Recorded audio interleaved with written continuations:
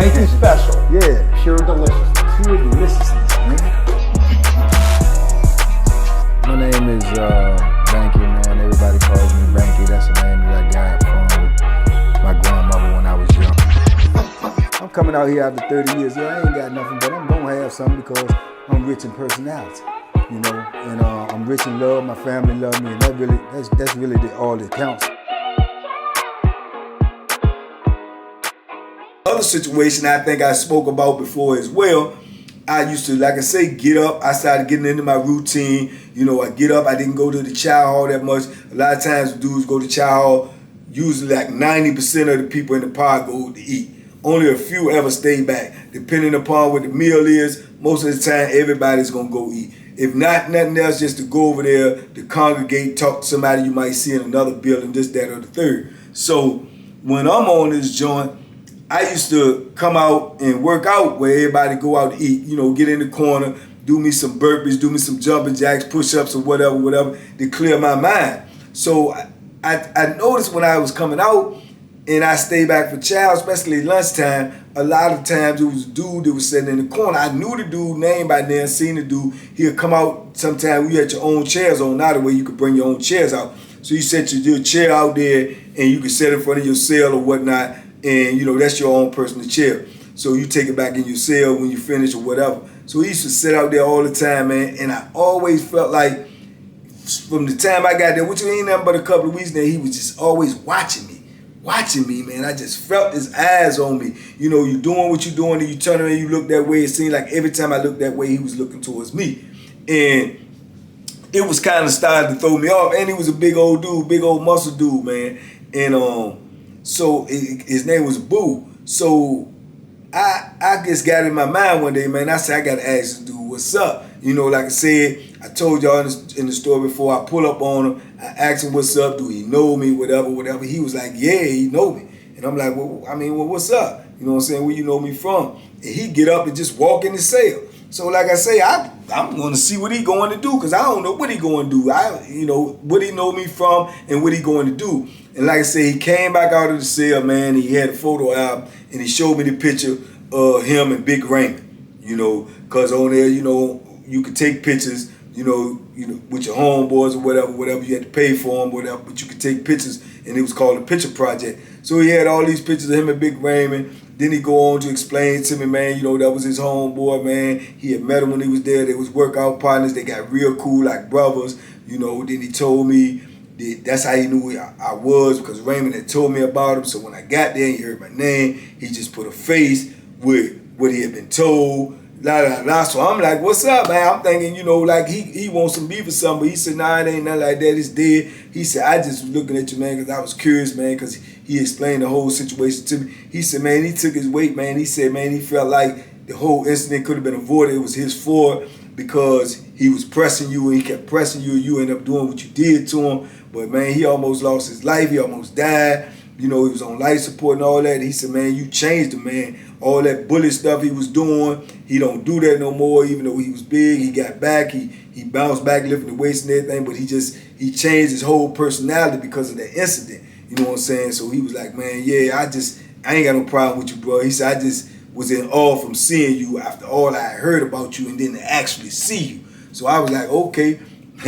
But the same thing, you know, we ended up being okay. But the same thing I tell you, I never took my eye off of him neither. I never took my eye off him because, like I say, you never know what is the underlying what somebody really feeling.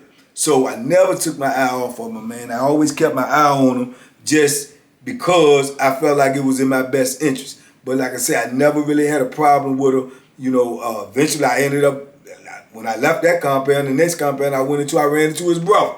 So that's another lesson right there. You know what I'm saying? Like I say, when you have beef with people, you don't know if you're going to, you know, in prison anyway, because it's a small community. You ain't going nowhere but from prison to prison.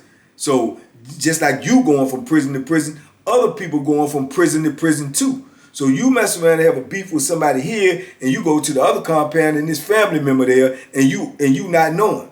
and you already behind the 8 ball and not knowing. That's why I say when you go to another institution, you got to be looking all around and you got to be paying attention to your surroundings. You got to be reading vibes. You got to be reading this energy, and you got to see if it's negative energy coming at you or somebody smiling in your face, but at the same time, they waiting for you to turn your back so they can put that Bethlehem in you for somebody else's cause. You see what I'm saying? This all is a part of prison politics, man. So by this time, like I say, I'm in prison for over a decade. Man, I done got in an undetermined amount of fights. I don't know who my enemies is or where they are or where their family members are. So you always got to be up on your P's and Q's, man, and be somewhat type of paranoid.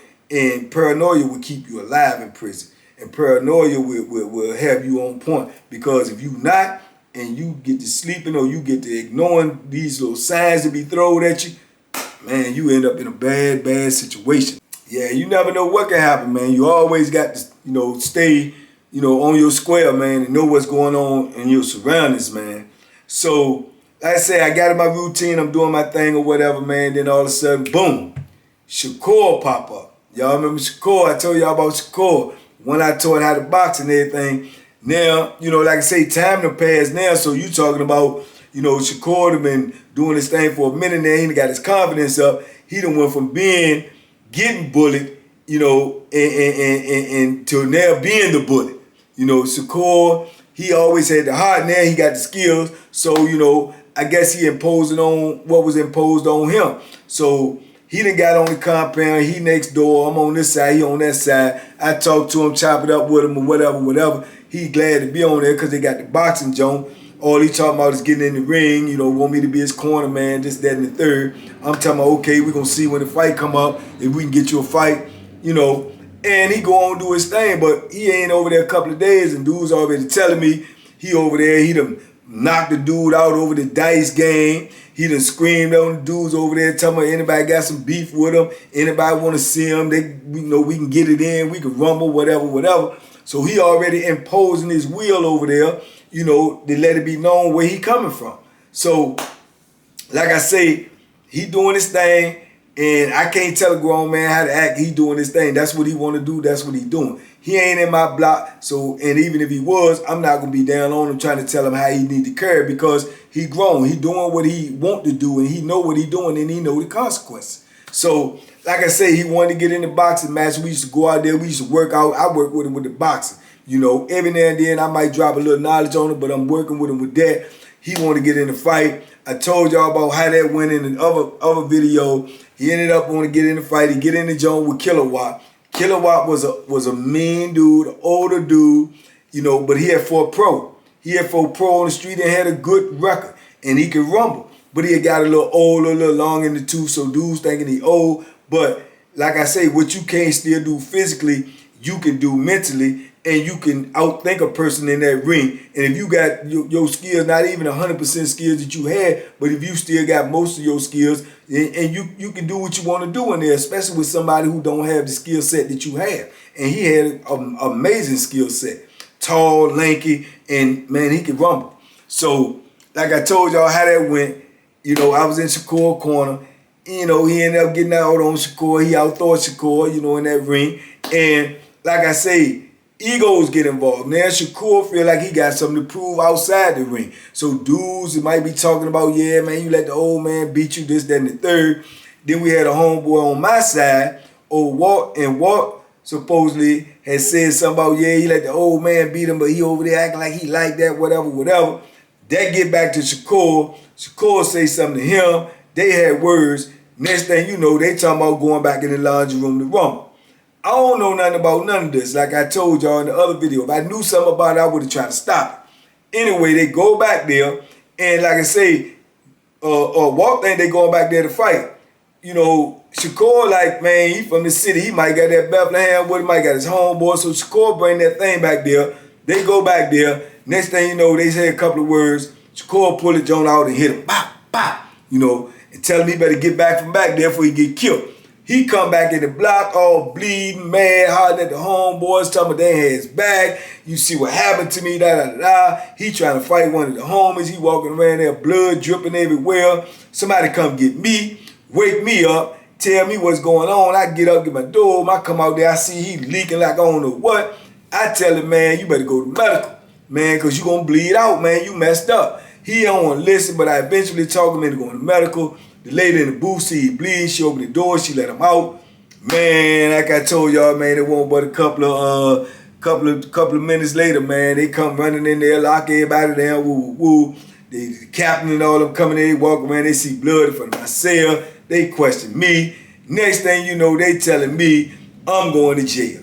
I'm going to jail on the investigation. I'm like, for what? They talking about because you got blood in front of your cell. It ain't my blood. Okay, well, whose is it and why is it in front of your cell? All this foolishness. Next thing you know, here it is, my first trip to jail on Nottaway. Besides when I first got there, I just left, now I'm on my way back. Yeah, I'm on my way back, man, and in hindsight, little did I know, man, Nottaway, man, that was gonna be a recurring theme for me, man, going back and forth to jail, man, with this little bit of time that I spent on Nottaway, man. Jail was a recurring theme for me, man. It just was, I just had really no luck on this institution as far as, you know, jail and situations. So like I say, man, I'm back there for something I ain't had nothing to do with. Dude write a statement for me and everything, said I ain't had nothing to do with it. I ended up staying back there, man, for a minute, man, maybe a couple of months, a month or two, maybe even a month and a half, something like that. And I ended up coming up out of the situation. They let me up out of there because they knew I ain't had nothing to do with it from the beginning. But that's just how I go in prison. If your name come up in something, that's just that. They gonna always can holler investigation and you're going back there. And they don't supposed to be able to keep you back there for 90 days to investigation unless they give you a charge. But sometimes they supersede that anyway. But anyway, I ended up staying back there for a little while and I get up out of there and I'm like, okay, well, let me get back on track. Let me get my situation back in order. Get back out here, man. Get ready for these fights. Try to get myself in order. Get back on a fight card or something like that. And, man, they let me up out of the hole and they give me my cell assignment where I'm going. And, man, they end up putting me in the cell with one of the most well-known, craziest, notorious names in the Virginia penal system. They put me right in the cell with him, John Wayne. Yeah, man, they put me right on in the cell with John Wayne, man. Now, anybody who did time in Virginia, man, a significant amount of time know who John Wayne is, man. John Wayne is just as crazy as they come, man.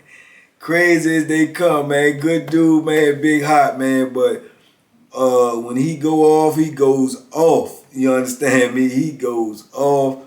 John Wayne, man, did everything that you could possibly think of in prison. And he ain't no big dude, man. He's a small, slim dude, as a matter of fact, man. But John Wayne was just known, man, for a whole lot of drama, controversy, man, because he ain't going for nothing. He gonna speak up. He gonna act out. And he gonna do whatever it is that need to be done. John Wayne had been involved in all types of incidents, man. I mean, I done seen him. I had already knew him. He knew me. Me and him was always cool. We ain't never had no problems. But, yeah, John Wayne gonna go hard in the paint, man. I done seen him do some stuff, man, that just blow your mind. Even on Greensville, man. I done seen John Wayne get to beefing with the police.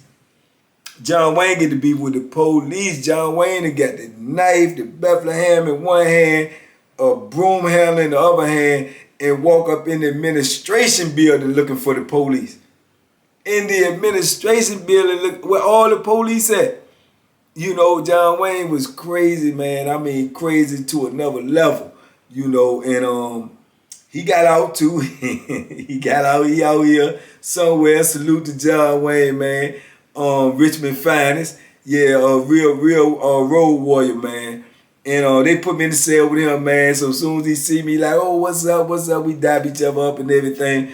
And that kind of like threw me off course a little bit because, you know, like I say, when you're around a lot of craziness, man, you tend to, you know, start to feed into the craziness, man. And, you know, I always gambled anyway. That was one of my habits, man. That was one of my vices, man, that I was trying to shake for a long time in prison, because I know it brings a lot of drama. It brings a lot of controversy, because people losing their money, people cheating, people running their mouth is, it's just a powder keg of trouble. And that's all you're going to get out of it. But you do it because of the situation that you're in and the boredom that you're in, and plus the fact that you like the adrenaline rush. You like it. So at this time, man, when I move in the cell with him, man, we get to chopping it up. He telling me what this part is like, how the people is on here, what the dudes like, the police, whatever. And man, he telling me, man, these young dudes on here, man, they love that dice, man. They love that dice. So he running dice games every day. And dice that's my shot, you know what I'm saying? That's my lucky jump. So man, I'm like, yeah, he's like, yeah, man, a couple of little young dudes too, they go over the visiting room, man, they get the sack, they getting the drugs. So they got the money. They get the drugs, they come back. The two that he was talking about, they use the drugs too. So they go over there, get the drugs, put their stuff to the side they gonna use. Then they bring their little drugs to the gambling table, trying to gamble, trying to win, trying to come up on somebody. Man, he said, man, they can't shoot dice for nothing. I be killing them out there. So he said, man, yeah, come on, get in the game. Woo. Man, I started going in there, getting in them little dice games. And I'm going to tell you something. Man, I had one of the best runs that, I could have, man. I mean, like the first 2 weeks I was in that pod, man, shooting dice. Probably 14, 15 straight days, man. I beat them dudes out of so much money, man. I was like Parker Lewis, man. I couldn't lose. Man, I'm talking about I was winning at least from anywhere from $200 to $300 a day. A day. So I'm loving it. So that's what my attention was going to, because I'm winning this money. Man, these dudes was coming in there, man. Couldn't gamble worth nothing, losing all types of money, man. So, I'm in there now. I'm in the cell with him. I'm winning all this stuff, man. I got hundreds of bars of soap and shampoo and lotion and grease and commissary, and it's just crazy. So then, I started running my stove box again. Got my stove box up and running, and, like I say, all of that stuff, man, looking back on it now, I got to ask myself, man, what was wrong with you, man? Was you crazy? And I guess I kind of was, man, because like I say, you get caught up so fast before you know you caught up. So that's where I was at this time. I'm caught up, man, because the money was good, the money was easy. I could beat these dudes, man. These dudes couldn't shoot dice worth nothing. So I'm making money. I got the stove box jumping, and then I'm still trying to be getting ready for this fight, man. And like I said, I told y'all about the Rico fight, but I had 2 fights while I was on Nottaway. The short period of time I was on, I had 2 of them, and sparred a whole lot of cats, but just two real fights. And I got in the fight with this other junk with the dude named Country. Big old, his name fit him. Big old Country Bama, man. And he weighed more than me, but they ain't had nobody to fight him at the time. So I'm trying I done watched him out there working out sparring. He all muscular and everything, but he was goofy as I don't know what. And I'm like, hey, yeah, I'll fight him. And I'm weighing probably like 160, between 160 and 165. Country was probably about a good 190, 195 solid, But he was like a robot. He hit hard, but what I'm saying, man, he can't hit me with that foolishness, So I signed up to fight him. I go in the jump with him, man, and the fight come up. I get in there with him, and I'm smoking him, man. He can't do nothing. He looking crazy. I'm just picking him apart. But that's when your ego come in effect. You shining on him so nice and so easy, so you get a little lax. So I'm shining on him, man. I ain't even really trying to crush him. I'm just trying to put on a good display. Man, I mess around and hit this dude, man, a couple of times. Bang, bang, bang. And turn him. And when he turned, he ducked down and he just came up and swung real wild. Man, that dude caught me so hard, man. If you see, when we watched the film, man, it looked so crazy. I can remember the person that was coming to see me at the time, seeing the joint in the visiting room, they was like, oh, he looked like he almost broke your neck. And he did, almost broke my neck. I ain't never had whiplash, before in my life, you know what I'm saying, this officially whiplash, but I guarantee you I had whiplash, man. That dude caught me solid on the butt, man. My head snapped back and came back, man. I thought the boy broke my neck, man, and I'm talking about I could feel it for weeks after that, you know, just in my neck movement, like you got a crook in your neck. But yeah, but that was the only shot he got in, though. After that, I just went ahead and turned it up on him and put it on him, but I'll never forget that shot, though. He could always say that. And it's right there, it's on film, man. He bang, bang. You know what I'm saying? But yeah, I got past that, man. And I'm still, like I say, doing what I'm doing with the gambling and everything. Then all of a sudden, John Wayne, you know, he wanted to move in another cell with his homeboy that came on there that he knew real good or whatever. So he moved, leave me by myself. I'm in the cell now, don't know who I'm going to get. And you know, like I say, when you get a crazy cell partner, man, or you get a new cell partner, you always wishing that you can get somebody that you can coexist with, because if you can't, then all of a sudden your bit gonna stop because you end up going to jail because you probably gonna get the rumbling, or it's gonna be some controversy or something like that. So you always never know who you gonna get when you in those type of positions, who they gonna put in your cell, man. But I ended up getting lucky, man. I think they put an older dude in my cell, man, and he was like a Christian dude on the Christian joint. All he did was read, laid up in his bed and mind his business. So that was all cool. That was a good thing, man. I ain't had no problems with him.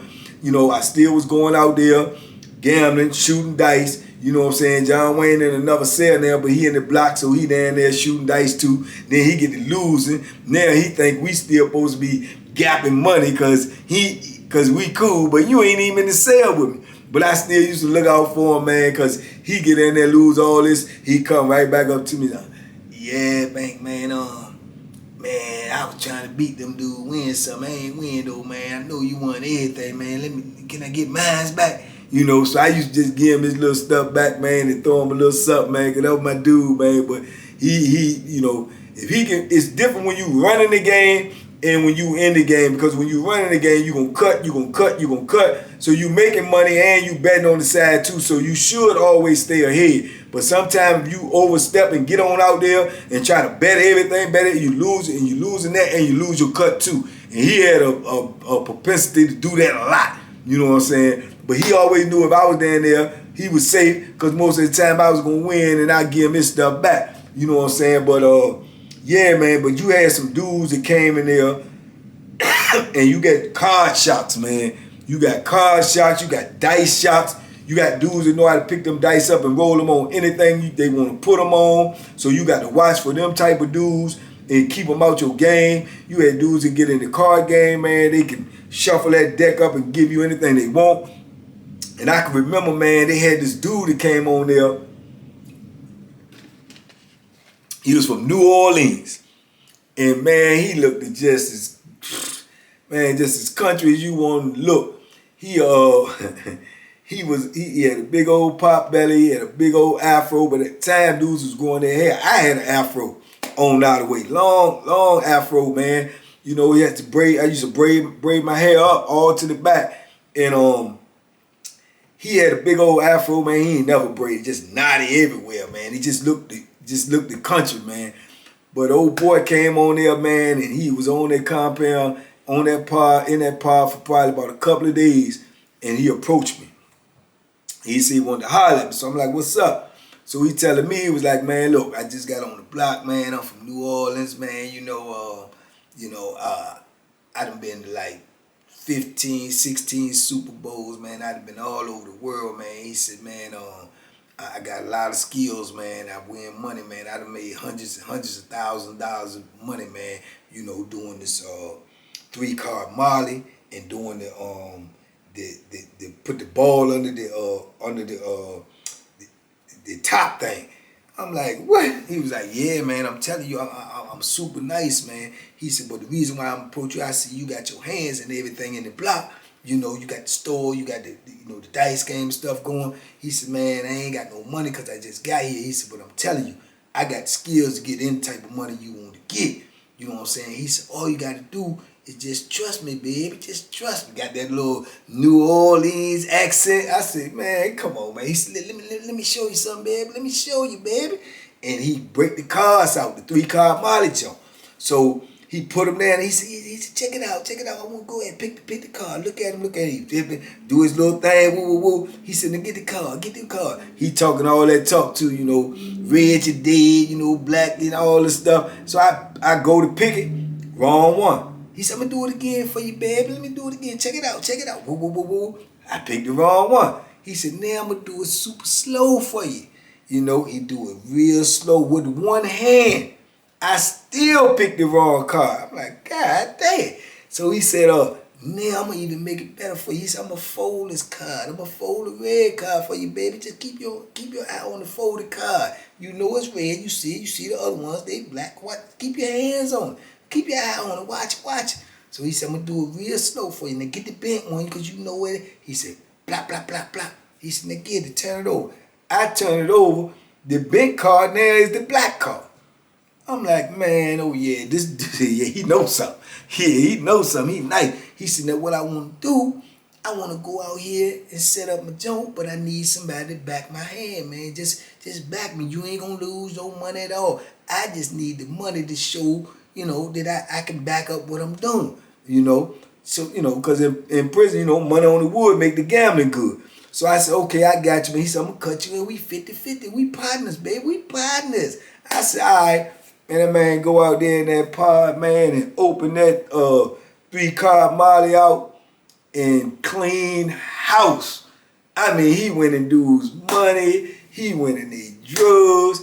Dude started to go put stuff up in pawn. He went a fan. He went to do TV. I'm like, man, I'm just blowed. I'm like, this is crazy. You know what I'm saying? And they just running down there because it's new. It's something that they think they can get something for nothing. And then everybody, oh no, I can pick the right one. Okay, hold on, baby. Hold on. Just take it to everybody can get a shot. He kill him, man. You got some dudes in there, they ready to beat him up. They ready to rob him. You know what I'm saying? But he looked like an old man, but he won't no sucker. You know what I'm saying? He man have been all over the world. So, man, it was crazy, but he just started cleaning up, man. Now I'm getting a gap of that money. He breaking me off with that. Then once he got his little self on his feet, he was like, man, we cool now, baby. We all right, man. I'm going to just do my thing. You know, so he'll kick me out the car already. You know what I'm saying? But I made good little money off him. But just, yeah, it was just the fact he ain't need me no more, which was good. It was understandable, you know what I'm saying? I served a purpose to him. He served a purpose to me. You know what I'm saying? I made a little money. It was all good. I ain't had no hard feelings with him. I let him go ahead and start doing his own thing. And that's what he did. He started cleaning up in there, man. He started opening up his own little poker games and stuff after that. He was getting it. He was doing his thing. And like I say, dudes was mad at him because dudes feel like they got tricked, they got beat, but you didn't. You know what I'm saying? You got outsmarted. You know, it's a common rule, never to bet another man what he can't do. If a man is sitting there and willing to bet something that he can do something and he willing to put money on it, then he knows something that you don't know. You know what I'm saying? I learned that a long time ago. So I'm not going to bet somebody if somebody tell me they can, you know, jump 10 feet in the air and I'm saying, no, you can't. If he willing to bet, I'm assuming he knows something I don't know. So, you know, that's just a common rule of gambling and betting. I never bet a person what he can and cannot do because I don't know another man's capabilities.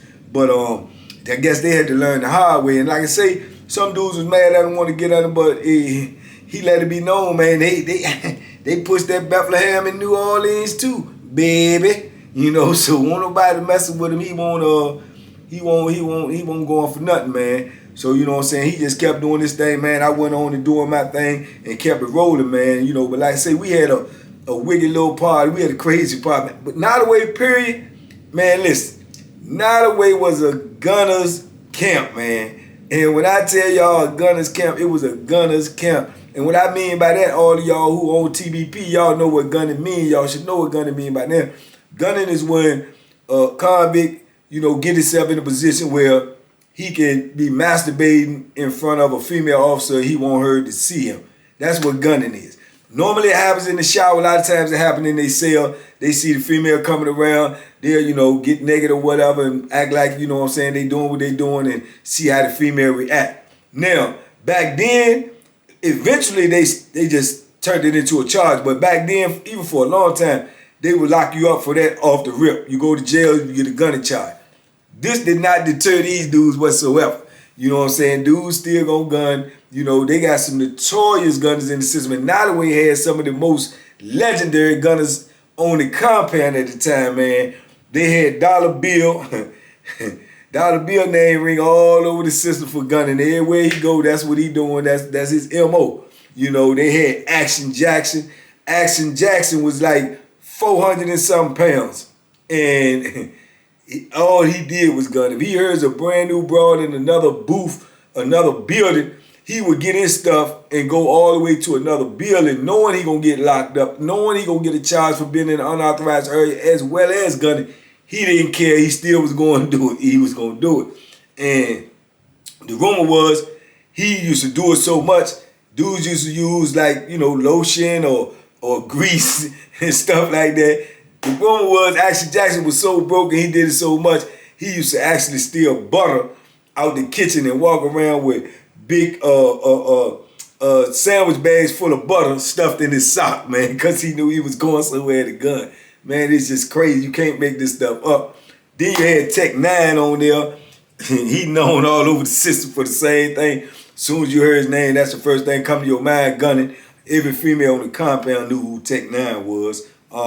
It just was crazy, man. And then, like I say, those dudes would get in the showers and clog up the showers, man. They'd be in the shower, you know, and then in the shower on Nottaway, it was like the booth was right here in the middle. And then you got two showers on each side of the booth. And the officer in the booth, which in the booth, normally it's gonna be a female. She walked from this side to that side. She got to handle this block and this block. So when she walk over, it's elevated though. They say you can only see down to your chest. I don't know about that. It seems like they can see your whole body. But when you look, if they got to look and make a perimeter check and look around, they act like they be trying not to look in the shower, but they be looking in the shower. But for the gunners, it didn't matter because what they would do is open the whole curtain up when they know she was coming over there, or have it open because they know she in there, and they just take their chances. You know what I'm saying? And you had some females that went for it. They won't say nothing. They actually gonna look at you. You had some females might scream on you and, you know, call you all types of names, try to embarrass you, whatever, but might not write a charge. Then you had the ones, as soon as they seen you, they were calling the code and you going to jail. When you come out the shower, pack your stuff, you going to jail. All of that did not deter nail gunner. All the gunners still gun at will. That's their MO. If they got to go down for it, they going down for it. But especially if they had a new female in that booth or a female that they like or any type of female that had any resemblance of good looks, they going up in them showers. You know what I'm saying? That's just what it was. So that used to cause a lot of controversy too, because like I say, they'll get in the shower, man, and don't want to come out, man. And dudes be trying to get in the shower. Dudes that went direct, came back in sweating, working out, and they waiting in line to get in the shower, and dudes just in the shower, in the shower, in the shower. So, you know, that caused a lot of controversy. But all of that came to a head when this dude in another building was beefing with a dude, and I guess the beef got out of hand. He ain't had that Bethlehem. Dude's talking about doing something to him.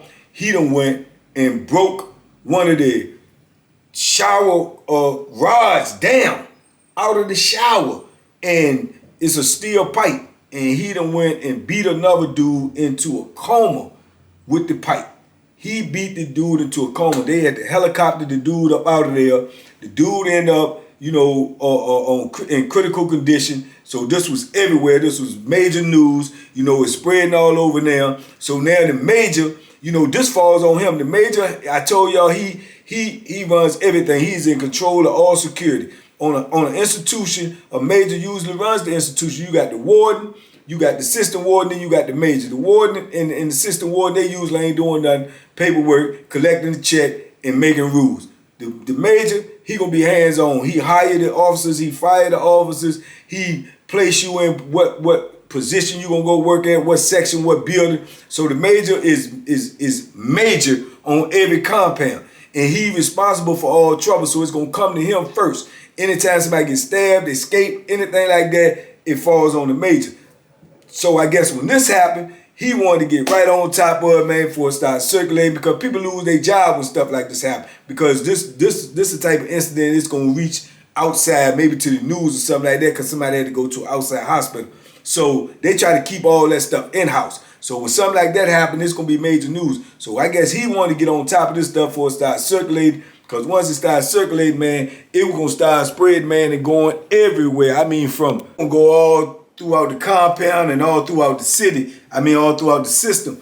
You know, it's gonna be known. So I guess the major, he wanted to send a message. So he ain't like, not on my compound. No, we ain't having this. So he sent an order out, man, lock us all down on the whole compound and sent an order out for all the maintenance, man, to go remove all the bars from all the showers.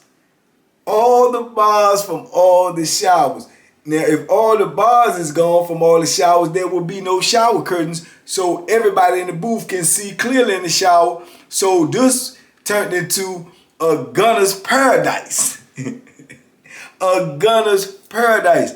Man, and this created so much controversy because when they let us off, man, all the females was complaining about it ain't no shower curtains. The major was like, well, it ain't gonna be none until we figure out what we gonna do. You know, we gonna get somebody in there to weld some new ones up, but until we do that, that's what it's gonna be. Deal with it. So if they ain't like it, you know, like I say, he placed them on assignments. He tell them where to go with the job. He hire, he fight. If they ain't like it, they can resign or they can get fired. You know what I'm saying? So the women was complaining because now this was gonna create more problems in the shower because now dudes gonna be in there gunning and then they ain't gonna say, well, I won't gun, I was taking a shower because it ain't no shower curtain. So if you look over there, it ain't no telling what you gonna see. You see what I'm saying? Now, that was the problem with the officers, the female officers, but the problem with the inmates was now you got all the gunners, they want to get in the shower and stay in the shower for 2 or 3 hours. So can't nobody take a shower. Dudes going to rec, coming back in from rec.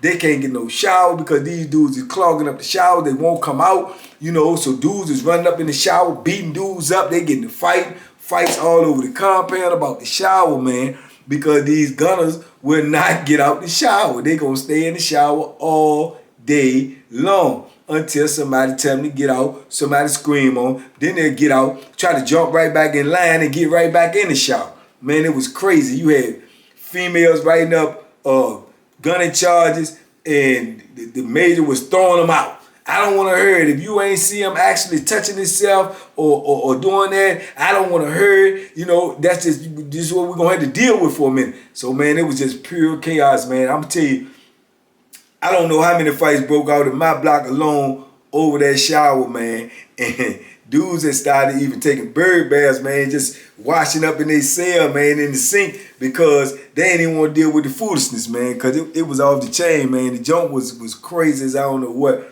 But, man, that went on for a minute, man, and it was a wild one. So, you know, like I say, I just kept on trucking, kept on doing what I was doing, man. Like I say, running the store box, playing dice, man. I was staying away from the poker. Every now and then I jump in the poker game, but for the most part, man, I was just into the dice and just running the store box, managing my money, making sure everything was great. You know what I'm saying? Working out, doing what I could do, trying to wait and see if I was gonna be able to get another fight in or whatever. But yeah, the compound, man, just was it was in chaos, man. When that stuff right there happened, that just because you could hear this going on in this block. Oh, such them got the fighting in this block, man. They got the fighting in the other building, all over the shower, man. So like I say, that was going on, man. I kept on trucking, man. I had few little confrontations, like I say, as far as with this store box situation was going on. But then, for the most part, I ain't really had to put my hands on nobody. I had to, you know, bark real loud on a couple of dudes a couple of times to get my money. I don't care how you get it. You go borrow it, do whatever, but you got to have it, you know. And, it, you know, for the most part, everybody came through, gave me my money. I ain't really had to put my hands on nobody, which was great. Because, like I say, when you run in that store box, you got to understand that's a part of it. You're going to have to, you know, you're going to have to put some work in sometime because you're always going to have somebody who don't believe that it's real. And they're going to run this con until you eventually you have to hurt somebody. They're going to have to know who you is and your reputation going to be so solid where they're going to feel like they ain't going to want to play with you with your money because they know it ain't going to be no possibility they're going to get hurt. It's going to be a short guarantee you're going to get hurt, you know. So like I said, man, I was fortunate with that part came along. But then I think I told y'all about this story as well. Then I had this little cornball clown dude. Man, he gonna come in the pod and keep jumping into gambling games, getting into this, getting into that, talking about he got money, I got money coming in, this, that, and the third. And he even had came to ask me to borrow money before, and I told him no, because I could see those type of people by now. I could see you gonna be a problem. You gonna be somebody that's gonna get me off of, my square, and you ain't even worth 5 cents. So I ducked some of them type of people that they come to ask something, and I tell them no, because of the simple fact that not because I ain't worrying about you paying me, I'm worrying about what I'm gonna do to you if you don't pay me, and you ain't even worth it. You see what I'm saying? But I could see he was trouble because he stayed in little controversy about owing money, but he'll run to this person and borrow money, run to that person and borrow money to try to go pay his gambling debt because he keep getting in these gambling games. So he get caught up out there, and he ain't got this money this time, and he owe this person and that person, and they ready to do him dirty, man. They get ready to hurt him, man. This couple of them little dudes who got together, and they tell me they gonna punish him if he don't get this money. Man, if you don't have this money, man, by time lock up, man, you know what it is. They gonna punish him, and I can see it. And then, like I say, when you making money in the pod, you also got to try to keep things under wrap for, to a certain extent, because if the people get hip to the pod and dudes getting beat up in the pod and they going about the pod because they owe money, this, that, and the third, then they gonna come in here and they gonna start looking at who got a store box, who gambling, who doing. So it's gonna make the pod hot. So you try to keep down some of that stuff if you can without getting in other people's business, because you get in other people's business, you end up getting the business. You see what I'm saying? So, man, I remember they was getting ready to turn them up, man, and I'm trying to be nice. I'm trying to be kind-hearted. I'm trying to throw the little dude a bone because I see him running around trying to borrow the money, but ain't nobody trying to give it to him because you owe money already. And it ain't number like $25, $30, right? So I see the dude and I see the youngins get ready to hurt him, and I tell the dude, man, what you owe? He tell me what he owe. I tell him, look, I'm going to give you the money, man. I'm not even going to put that much interest on it. I'm going to give you the money. Now, I run the store box, I'm 1 for 2. I give you $20, I want 40 back. I give you 50, I want 100. So I give him a bone. I tell him, look, I'm gonna give you the money, man. I think I put something like $10 on. Just give me $10 extra. Go ahead and pay your debt, man. Don't jump into this game no more, man. You say you got the money when you go to the store. Them dudes ain't trying to wait for you to go to the store. I'm gonna go ahead and wait for store day, man. Just give me my money. Man, bad judgment. I get the dude the money, get him out of trouble. Now, I done helped him, saved him from a brutal whooping, and this dude wait for store day to come, man. I told y'all this on another video, I believe, man. He wait for store day to come. When store day come, they start calling people out to go to store. When one building finished, the other building finished, then they start calling you out 15, 20 at a time from your building, from your part. So we go into the store. When he go with the group that he going with, he going to the commissary. Before you get to the commissary, it's the administration building right here, the commissary down here. He done dipped out of the line and went to the administration building and went to the people and told the people he trying to check in. He want to go to jail. And they going to want to know why. They not just going to put you in jail because they got to make room for you in jail. They got to do paperwork and all that. So they need to know why. They need to know if it's a real threat on you or something like that. And you got to give them that type of information and names or whatnot for them to put you in the jail. Otherwise, they going to kick you on back out, throw you to the woods, and tell you go deal with whatever you got to deal with. We don't believe you. If you can't tell us who it is or what it is, go on back to your block. So he done went over there. He don't know what to tell the people. He gonna tell the people that he can't go back to the block because he owe 2 dudes money. And if he don't have the money when he come back from the store, which he don't have, they say they gonna kill him. And one dude name was Rap Brown, and he telling people Rap Brown, and he telling people me. Man, he done told these people my name, man. These people come up there and it's store day. So I got people coming back from the store bringing me bags and bags and bags of food. So I inventory all this food and stuff I got in this commissary that people bringing me. So at the time, I'm sitting in my cell with bags everywhere, 10, 12 bags of food and commissary, which at the time, it a limit on spending, so you couldn't get but so much. You could look right here and tell that I got more right here than you can actually buy on the store day. So I'm trying to inventory all this stuff and get all this stuff right, and here they come knocking at my door. Hey, yo, come to the door. I'm like, what's up? Come to the door, man. He looking around in the cell, the sides, and he was a cornball too. Little young dude, man. I can't remember his name, but he was a sucker. He looked up in the cell, he said, oh, we ain't even got to ask you nothing. We see all this stuff right here. I know what's going on. Go ahead and pack your stuff, man. You going to jail.